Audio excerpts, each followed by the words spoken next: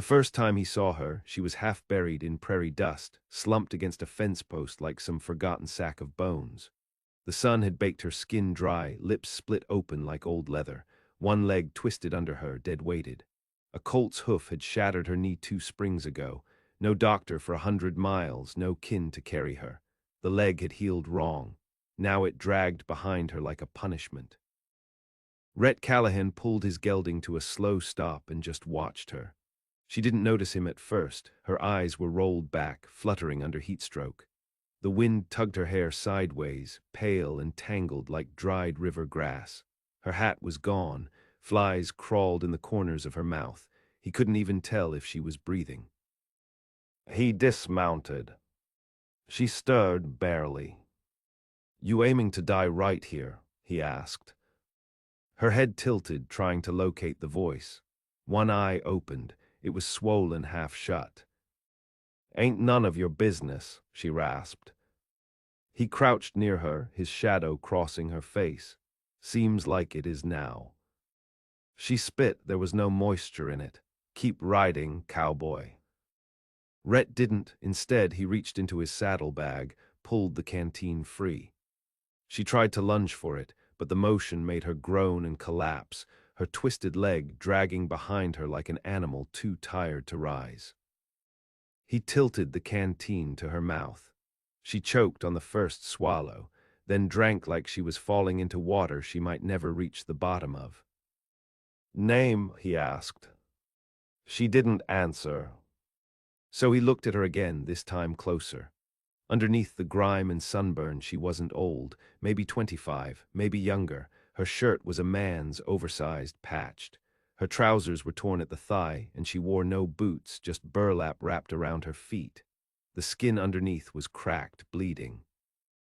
"You live nearby." She laughed. It came out dry and bitter. "I used to." "Where?" She gave a vague nod toward the south. "There's nothing left. Fire took the cabin, took the horse too, been walking ever since. What day is it?" "Thursday." She blinked. "I thought it was Sunday." He stood, then whistled. His gelding walked over. He tied the reins around a post and came back. "What's your name?"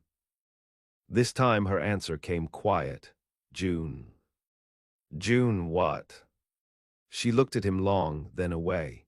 "Don't matter." Rhett nodded once. He lifted her without asking. She screamed into his shirt as he braced her leg. Her fists beat his back like wind-driven twigs, then fell still. She passed out in his arms. Back at the ranch, Rhett carried her into the tack room, the only clean space he had aside from the house itself, which he hadn't let anyone enter since his wife died 2 years earlier. He laid her on the old cot, covered her with a blanket, and sat nearby with his hat in his hands. He didn't sleep. That night she moaned and thrashed in fever. He soaked rags in cool water, held them to her forehead. She cursed, sobbed, whimpered like a dog struck too many times. Her leg, he could see now, had been broken bad and fused worse. The bone pushed wrong against the skin. There was no way she'd ever walk right again. She woke the next morning and stared at the rafters. "You gonna kill me?" she asked. He shook his head.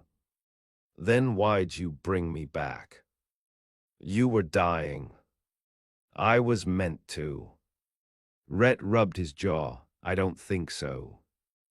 She narrowed her eyes. "You rich or just stupid?" He didn't answer that. He brought her food, beans, cornbread, a little jerky, and she stared at it like it might vanish. Then she ate, slow at first, then faster. After, she tried to stand. He moved to stop her, but she slapped his hand. "I ain't your project," she said. "I didn't say you were. I don't need saving. You were starving in the dirt." She didn't reply. That day she asked for a cane. He carved one from a cedar branch. She tried to walk the yard. Every step made her wince. Blood soaked through the burlap around her feet. He offered boots. She said no. He left them near the door anyway. The ranch was lonely. 600 acres of bone-dry land, a barn full of hay, a handful of cattle. Rhett worked alone. His wife, Clara, had died from childbirth gone wrong and the baby with her. He'd buried them both under a cottonwood tree. Since then, he hadn't let anyone close, not the ranch hands who passed through, not the neighbors who brought pie. He didn't speak much, and what he said was usually final. But June didn't care. She cursed the heat, the flies, the ache in her leg. She talked when she wanted, stayed silent when she didn't. She sang sometimes when she thought he wasn't listening, old hymns, slow and mournful, her voice as cracked as the land. By the second week, she was limping to the barn by herself. By the third, she'd wrangled his hens and slapped a coyote with a stick when it got too close. "You ought to rest," Rhett said once. "You planning my funeral already," she replied. She never said where she came from. He figured something bad had driven her into the wild like that. Fire didn't explain the fear in her eyes when a wagon rolled down the road, or how she flinched at the sight of strange men. But he didn't press. One night a storm rolled in. June couldn't sleep. Her leg throbbed in the cold. She sat by the fire, curled around herself, and Rhett watched her from across the room. "You miss anyone?" he asked. She didn't answer for a long time. Then my sister, she was younger, kept a knife under her pillow. "She gone. I don't know." He nodded, didn't ask more. That was how they talked, around things, through them, like horses circling a canyon looking for a way down. The next morning, June didn't wake up. She lay cold, face pale, breathing shallow. Rhett knelt beside her. Her pulse fluttered under his hand like a trapped moth. He wrapped her in blankets, lit the stove, and sat beside her with a shotgun across his lap, all day, all night. On the second morning, she opened her eyes. "You stayed," she said. "I wasn't going anywhere." She looked at the shotgun. "Who were you expecting?" "Whoever took your sister." She stared at him. Then she wept, silent, head buried in her arm. He didn't move. That night, she told him her real name. June Mercy Harlan. Daughter of an outlaw, sister to a girl who shot their stepfather in the throat. She told him about the fire, set on purpose to cover tracks, about the man who'd done it, a cattle baron who bought land with blood, how he sent his men to silence the Harlans for what they'd seen, how June had crawled into the hills and never stopped running. She told him she'd sworn to kill him one day, but her body had failed her, and she'd given up. "I was ready to die." "You're not dead yet." "No," she said, "thanks to you." He didn't answer, just looked at her leg. "I can't fix that," he said. "I know. But I can help you walk again." She looked at him like she didn't believe it, like she didn't believe anything good anymore. Then she nodded. And for the first time, June smiled. A broken, wary smile. But a smile all the same. By late summer, June could mount a horse. Not without pain, not without swearing under her breath as her crippled leg caught the stirrup wrong. But she did it anyway, biting down on the handle of her cane while Rhett adjusted the saddle and cinched the straps. The first ride was only 100 yards, but it changed everything. "I remember this," she said, breath ragged. Wind in the teeth, sky above the reins. Rhett watched from the fence line, arms folded. "How's it feel?" "Like thieving time from the devil." She rode every morning after that, just short loops at first, around the pasture, out to the old windmill, back again. Her seat was crooked, her right boot dragged, but she stayed upright. One morning, she didn't come back. Rhett found her near the far ridge, her mare chewing grass while June sat staring east. The land dropped away there into dry ravines and pale red rock, a place travelers avoided. Outlaws once called it Snakeback Hollow. Now it was scrubland and silence. "Why here?" he asked. She nodded toward a ridge. "He camps there sometimes, the man who burned us out." Rhett looked hard in that direction. "You seen him?" "Not since the fire, but I know how men like him think. He'll be back. They always circle round." Rhett didn't speak, just sat with her in the sun, the silence between them like cloth pulled tight. That night she spread out a map on the table. "I marked where he runs cattle, where he trades. This whole stretch," her finger dragged along the river bend, "belongs to him now." "Name?" "Clayton Roach." Rhett knew the name. Everybody did. The Roach family ran stock from Texas up into Montana. Rumors said Clayton carved ears off thieves, lit houses when landowners refused to sell. He'd married into money and murdered into more. "You want to go after him?" Rhett asked. "I need to," June said, "but I won't ask you to come." "You didn't." Rhett poured whiskey into 2 tin cups. They drank in silence. The next day, he brought her a rifle. Long-barreled, polished wood, fitted with a leather strap to help her brace it. She tested the weight, checked the sights, worked the bolt like a gunsmith's daughter. "Where'd you get this?" she asked. "Belonged to my father. He taught me to shoot rabbits before I could read." She looked up at him. "Mine taught me how to lie with a straight face, said it was more useful." That night they packed. No goodbyes, no explanations.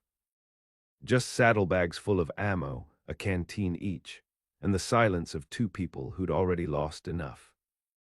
They rode for days. The land dried around them, towns grew scarcer. Signs of Roach's reach crept up burnt-out homesteads, fences cut and cattle scattered, names whispered in fear at dusty saloons. Rhett did most of the talking when they stopped. June kept to shadows, eyes hard and searching.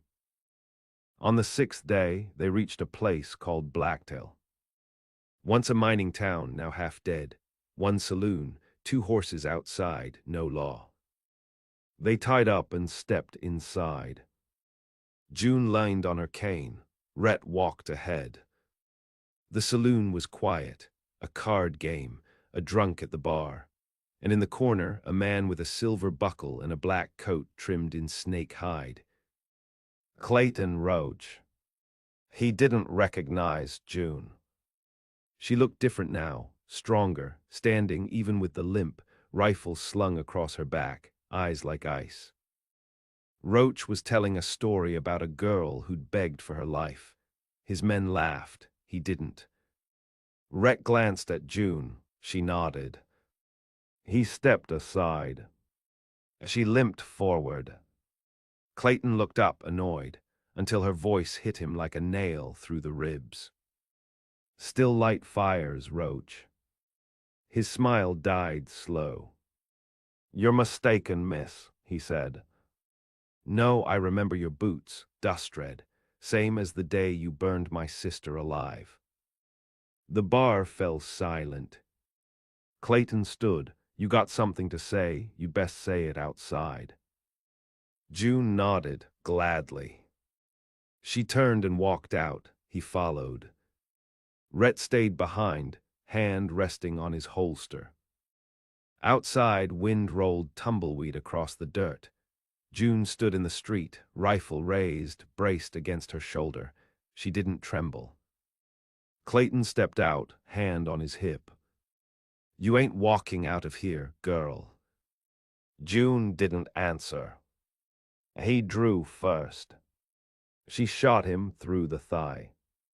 He collapsed, screaming, fumbling for his gun. She shot again, this time into the wrist. "You think I came to kill you," she said, walking toward him, step by limping step. "You're wrong, that's mercy. I came to mark you." He bled into the dirt, face twisted in rage. "I want them to know," she said, "what it costs to chase a girl into fire, what it costs to hunt the broken." She raised her boot, brought it down on his hand. He shrieked. Then she turned, walked back toward Rhett, and mounted up without a word. They rode until the town was gone behind them. That night they camped by a creek. The moon hung low. Rhett stoked the fire. June sat across from him, silent. "You didn't kill him," he said. "I wanted to. Why didn't you?" She shrugged. "Killing him ends it for me, but leaving him ends it for him. He'll crawl now, he'll be seen, laughed at. And when they see what a girl did to him, they'll think twice." Rhett stared into the flames. "You're not who I found at that fence post," he said. June looked at her leg, her hands, the scars blooming across her arms like bitter flowers. "No," she said. "She died somewhere on the ride back. I buried her without stopping." And for a long time, neither of them spoke. Just the fire, the creek, the hush of far-off coyotes. Then June smiled. Sharp, quiet, like the first crack in a frozen lake. "Think we got room to do more?" she asked. Rhett looked up. "You planning a war?" "I'm planning a message." He poured them both a drink. "To the broken," he said. June raised her cup. "To what they become." Snow came early that year. Not soft, either hard, wind-whipped, cruel snow that stripped leaves from trees and scoured the plains clean. It fell sideways, stabbed through wool and canvas, forced cattle down into creeks and made weak horses lame. Townsfolk shuttered windows, strays died in the ditches, but Rhett and June rode on. They left Blacktail without a trail. No bounty on their heads. Clayton Roach wasn't dead, only broken, and that made it worse. He was a man who couldn't stand to be shamed. Word was already spreading. The girl he thought he'd burned into dust had returned on horseback, limping and laughing, leaving him bleeding in the dirt with his hand crushed and pride gutted. Roach wouldn't come straight for them. He'd use others. Men paid in coin and whiskey, men with no last names, and June knew it. They headed east first, then north, then doubled back toward the canyon lands. Rhett didn't ask where they were going anymore. He just rode beside her, watching the horizon, listening to the crows. June had begun to hum again, old songs different from before, not hymns, things rougher, darker, older than her voice had any right to know. She kept the rifle close and the cane tied to her saddle. By the time they reached Widow's Notch, she had a list. 7 names. Men who rode with Roach the night of the fire. Some of them had held torches. One had cut her sister's braid off as a trophy. One had laughed while her leg burned. One had whispered prayers to her like a priest as he pressed her face into the dirt. They scattered after, she told Rhett. Started families, took jobs, built churches, like none of it happened. Rhett stirred the fire. "You want to kill them all." June didn't answer right away. She stared out at the white plain, flakes catching in her lashes. "I want them seen like they saw me, helpless, afraid, but no one came for me. I'm coming for them." First was Henry Griggs. He was a town sheriff now, if you believed the tin badge he wore crooked on his chest. June found him sitting in a jailhouse built from riverstone, drinking from a flask with a star-shaped scar just under his left ear. She stepped through the door with Rhett at her back. Griggs blinked. "You lost." June didn't smile. She limped up to the desk, lifted the rifle, and laid it across the wood. "Sit down, Henry." He squinted. "Do I know you?" "You lit the back wall." "What?" "Of the Harlan place. You torched it while I screamed for my sister inside." His face paled. I don't know what you're talking about." June drew a small sack from her coat, dropped it on the table. A braid, blackened at the end, tied with red thread, still stained with ash. Griggs backed up against the wall. "I got a family now," he whispered. So did I. Rhett closed the door. Griggs was still breathing when they left him. Tied to the hitch post with a rope across his chest, the braid nailed above his head like a sign. June didn't speak for 3 days. Next came the preacher. Rev Malden rode circuits between the mining camps, baptizing men with rusted water and collecting tithes in a box too heavy for a traveling priest. He'd written a book once about sin and atonement.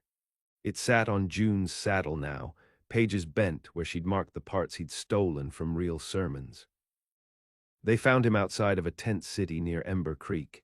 He was drunk, of course, slurring gospel, sweat beading on his brow. "You said God forgave you," June said as he staggered to the riverbank. He turned, the color drained from him. I buried her," he said, suddenly lucid. "I said prayers over her body. You didn't even cover her face." She shot him in the foot. Not to kill, to cripple. He screamed until the miners dragged him off. That night June sat by the fire sharpening a knife. Rhett watched her, eyes quiet. "You could have finished him," he said. "I want them to remember, fear dies with death, but shame lives longer." She cut a notch into the butt of her rifle.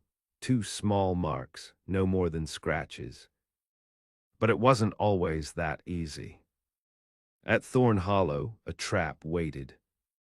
Word had traveled faster than they expected. Someone had seen the preacher, broken and weeping in the dust. Someone else saw Griggs crawling into his house, dragging his bloodied hands across his wife's skirt.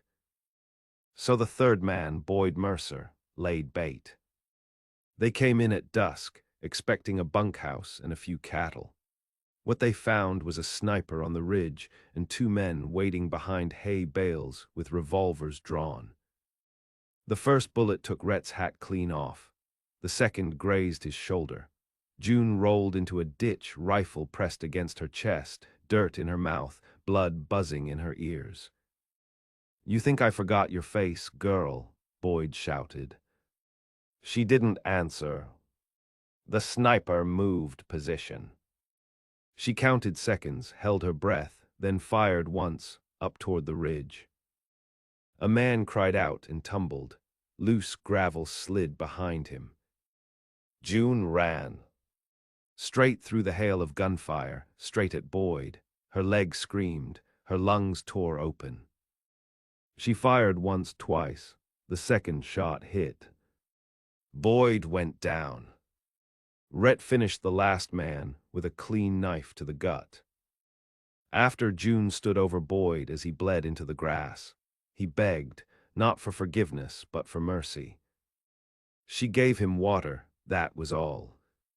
"Let them bury you with clean lips," she said. "I'm not you." Winter deepened. The map grew stained with blood and fire. 3 names left, but June had changed. Not softer, sharper. The pain in her leg grew worse each day, but she didn't show it, not to strangers, not to Rhett. Only at night, when the wind howled and her body curled tight as a dying animal, did she let herself break. Rhett stayed close. Sometimes he took her boot off slow, rubbed the twisted knee with liniment while she gritted her teeth and stared at the ceiling of whatever barn or cabin they'd holed up in. "You ever regret it?" she asked once.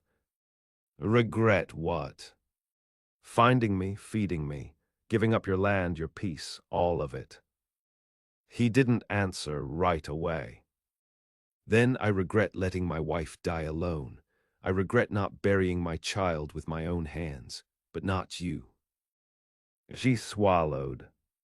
"You're not saving me," she said. "I know." They slept beside the fire, backs pressed together like 2 dogs warding off the cold. By the time they reached the canyon, it was late February. One last man there, one of Roach's favorites, the youngest, the one who hadn't touched her but had laughed loudest as the house burned. He lived like a king now. Owned a silver claim, had guards, a woman, children. June stared at the lights on his porch.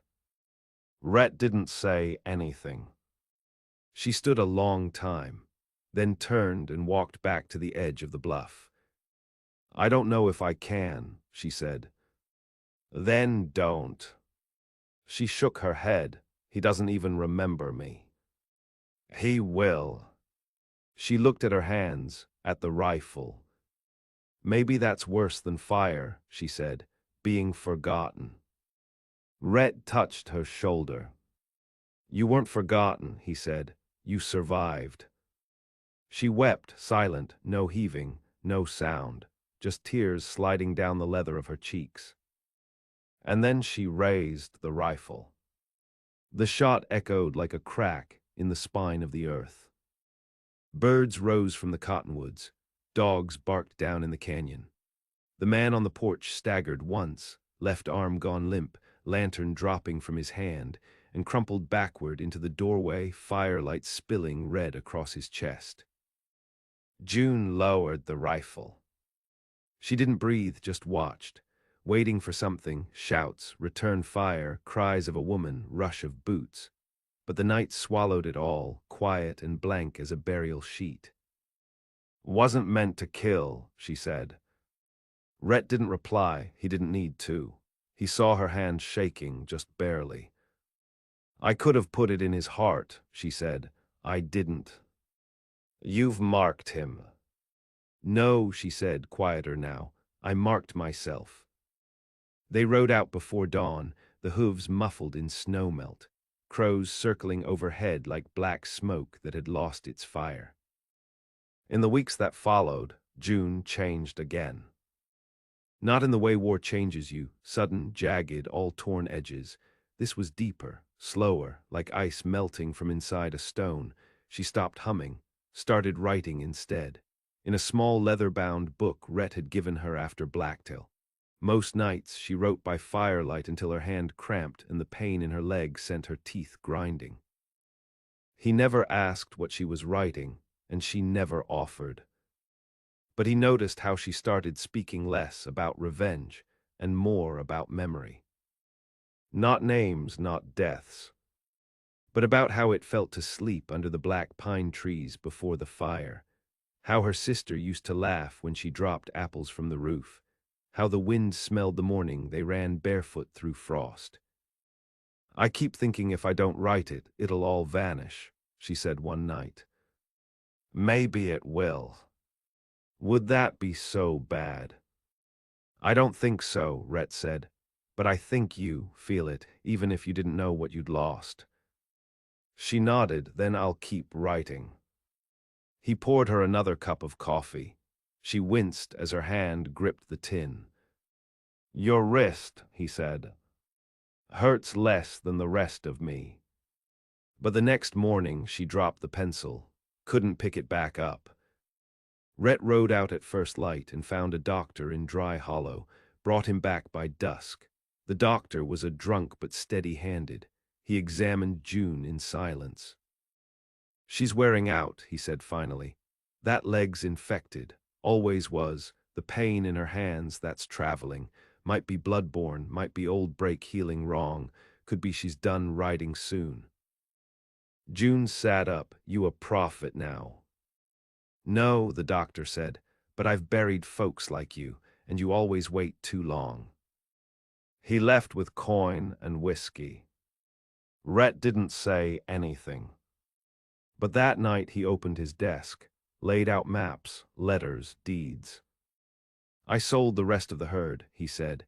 "Kept the land but let go the cattle, sent word to Fort Eastham. There's a train leaves every 10 days now, eastbound, clean coach, room enough for 2. She didn't look up. "I'm not asking you to stop," he said. "I'm saying we don't have to freeze to death doing it."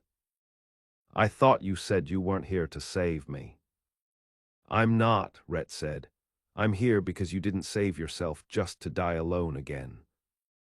She looked at her hands, then at him. "You'd leave all this behind." "It's just land," he said. You're something else." They left 5 days later. June wrote one last page in her book. She left it under a stone by the cottonwood tree where Rhett had buried his wife. She didn't say what it held. He never asked. They rode slow. Her leg was worse now, and he lifted her into the saddle each morning like she was glass wrapped in leather. The train waited at the edge of the world. Black iron, snow clinging to the wheels, steam hissing like some patient beast. Rhett helped her aboard. Inside it was warm, strange, full of velvet seats and passengers who didn't know her name or her scars. She kept the rifle beside her anyway. "Where does it go?" she asked. "East," he said, "then north if we want. And after that, we'll figure it." She leaned her head against the window. The train groaned. Moved. Outside, the land peeled away. Fences, trees, the outline of the ridge where she'd marked her sister's killer. All of it fading. They didn't stay east. They didn't last in the cities, either. The noise, the closed spaces, the way people looked at her cane and her silence and turned away like they were afraid. So they bought a wagon, headed north. Built a cabin near the Bitterroots. No ranch, no cattle. Just a narrow stream and enough trees to forget the world sometimes. She grew herbs, Rhett hunted. They didn't talk about what came before, not often. But sometimes, at night, she'd read him passages from the book. Her voice soft, the words like river stones turned over again and again until smooth. "She used to call me Junibug," she read once, "and I used to hate it, but now I think if someone called me that again, I'd cry like a child." Rhett just listened. He always did. Spring came. Her body failed her by degrees. One hand stiffened to stone, then the other. She taught Rhett how to make the tea, how to grind the leaves just right, how to wrap her leg before storms came. One morning he found her out by the stream. She was sitting on the bench he'd built for her, wrapped in wool, her eyes open to the mountains. The rifle was across her lap. The wind moved her hair. But she wasn't breathing. He buried her by the stream. Marked the grave with her cane and the last bullet she'd never used. And when he came back to the cabin, he found the book waiting on the table. The last page written in a slow, jagged scrawl. "He gave everything so I could live long enough to remember who I was. I never told him, but he saved me the moment he asked for my name and waited for an answer." The spring after June's death, Rhett didn't speak for 34 days. Not to himself, not to the wind, not to the birds that nested beneath the cabin's eaves. He chopped wood until his hands bled, then fed the stove with a fury that made the pine logs hiss like snakes. He cooked what he killed, salted meat for no one but himself, and paced the rooms of the cabin like a man chasing shadows that refused to stand still. The book sat on the shelf. He didn't touch it. Not at first. Her grave settled quietly near the stream, swollen a little from thawing soil, the cane now leaning sideways where the wind had shoved it. He righted it every morning. Some days he thought he heard her, boots on the porch, a match struck in the dark. Once he swore she'd cleared her throat beside the stove, but when he turned, the room was always empty, always colder than it should have been. He didn't cry. Didn't allow it. Grief had taken enough from him already. He wasn't going to feed it with tears. Instead, he made her a place. He built a bench facing the water, carved her initials into it, JMH, 3 letters, shallow and strong. He cleaned her rifle, oiled the stock, and set it above the mantel beside his father's, hung her burlap boots beneath it. It wasn't a shrine, it was a record. Proof she'd walked through the fire and left tracks deep enough to be seen from miles away. The next fall, a boy arrived. No older than 12, thin, wiry, eyes too big for his face. Rode a pony that looked half-starved, said his name was Eli, said he'd come looking for June. She saved my ma, he said. Long time back, told her to run when the men came, gave her a blade and a name to use if she got caught. Rhett studied the boy. He moved like a colt born in frost, one foot turned inward. Bad ankle, probably old. She said if I ever got big enough, Eli added, I ought to find her and say thanks. She's gone, Rhett said. The boy didn't flinch, just nodded like he'd already known. I figured, but I thought maybe I could stay. Rhett looked out at the trees, at the smoke from the fire, at the rifle above the hearth. Can you work? Harder than I look. Then you can stay. By the first snow, Eli had turned the cabin into something else. He built a second chicken coop, dug out a path to the spring, found one of June's old knives under the floorboards and kept it tucked in his belt like a promise. At night, he asked about her. What was she like? Rhett didn't answer at first. Then, she had more bones in her heart than most men have in their whole body. Did she ever smile? Once or twice. What did it look like? Like revenge finally letting go. Eli didn't always understand, but he didn't stop asking. That winter, Rhett gave him the book. I didn't write it, he said. She did. The boy read it by firelight, lips moving slowly. Some nights he cried and didn't wipe his face. Others, he just stared at the page long after the words had ended. She wasn't scared, he said once. No, Rhett agreed, but she'd earned the right to be. Years passed. Not quickly, not cleanly. Rhett's hair grayed, his hands stiffened. The winters grew longer and the hunts shorter, but Eli stayed, grew tall, grew lean, and carried the rifle like it was part of him. They built more cabins, took in a woman fleeing her husband, then a war veteran with one arm and a haunted look, then a girl who didn't speak for a whole year but carried flint in both fists. It became something more than a home. A place the broken came to when the world offered no more roads. They called it Mercy's Hollow. No signs, no town charter, just the hush of pine and the echo of boots in snow. On the 10th year of her death, Rhett found himself by the stream again. The cane still stood. The bench still held her initials. And across the clearing, a new marker now stood beside hers. Small, clean, shaped from river stone, carved into it just 3 words. She remembred everything. He sat with his knees aching, and the wind whispering through the trees. She was starving, he said aloud, maybe to the stone, maybe to himself. And I fed her, that's all. But it was. He'd given her time. And she'd made fire out of it. Later, Eli asked him what justice felt like. Not like vengeance, Rhett said. Then what? Like silence, like no one comes for you in the night anymore. Eli nodded, and mercy. Rhett looked out the window, at the young ones running through the frost, at the hens, at the smoke, at the stream curling between stones like a woman's whisper. Mercy is when someone gives up everything to let you live long enough to become dangerous. Eli didn't speak for a while. Then he reached for June's book, held it like scripture, and said, "Then we keep doing that." And they did. For years. For every soul who came limping through the trees. And not a single one left hungry.